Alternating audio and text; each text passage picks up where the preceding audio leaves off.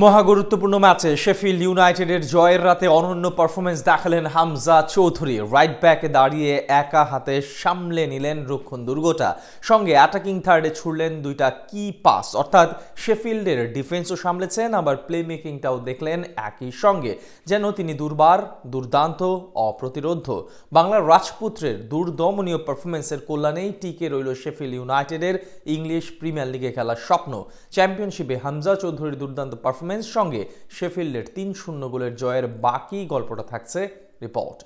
চৌধুরী সাহেব on strike. প্রতিপক্ষের দুই ডিফেন্ডারের মাঝে দাঁড়িয়ে হাওয়ায় ফাঁসলেন। দুই ডিফেন্ডারের মাঝে দাঁড়িয়ে হেড দিয়ে বল ক্লিয়ার করলেন। এই যাত্রাতে বাঁচিয়ে দিলেন শেফিল্ড ইউনাইটেডকে। শুধুমাত্র ওই একবার নয়, বরং দক্ষিণ এশিয়ার ফুটবলের মহারাজ রক্ষণ দুর্গে দাঁড়িয়ে বারবার দলকে এভাবেই খাদের কিনারা থেকে রক্ষা করেছেন।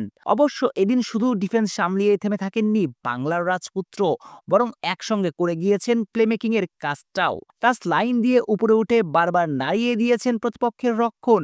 সতীর্থদের উদ্দেশ্যে অ্যাটাকিং থার্ডে ছুড়েছেন দুইটা কি পাস।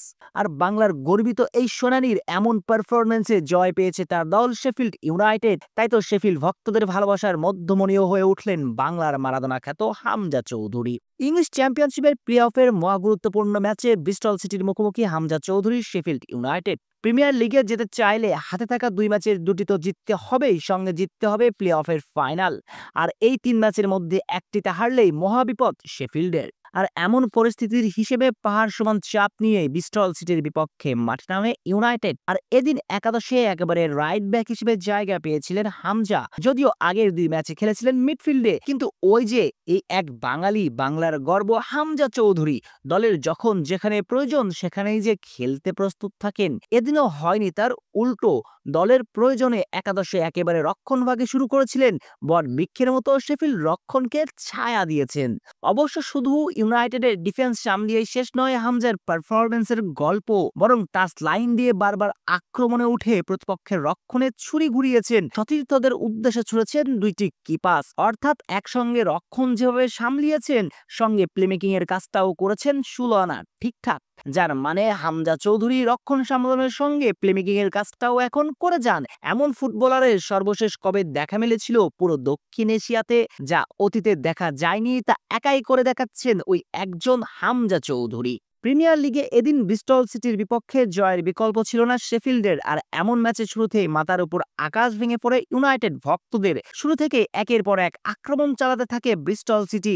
নীল সমুদ্রের মতো উত্তাল হয়ে দিয়ে আসতে থাকা এলোমেলো আক্রমণ বারবার নাড়িয়ে দিয়েছে শেফিল্ড দুর্গকে, কিন্তু প্রতিবারই শেফিল্ডের ঢাল হয়ে দাঁড়িয়েছেন বাংলার মহারাজা।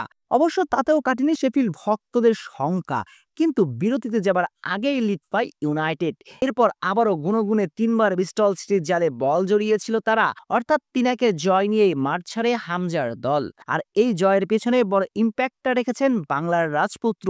নির্ধারিত ৯০ মিনিট মাঠে থেকে ৩টা ক্লিয়ারেন্স, একটা শট ব্লক, একটা ইন্টারসেপশন, একটা ট্যাকেল সহ অ্যাটাকিং থার্ডে ছুড়েছেন দুইটা কি পাস। আর নিজের এমন পারফরমেন্সের সঙ্গে দলের জয়ে ফুরফুরে মেজাজেই আছেন মিস্টার চৌধুরী সাহেব।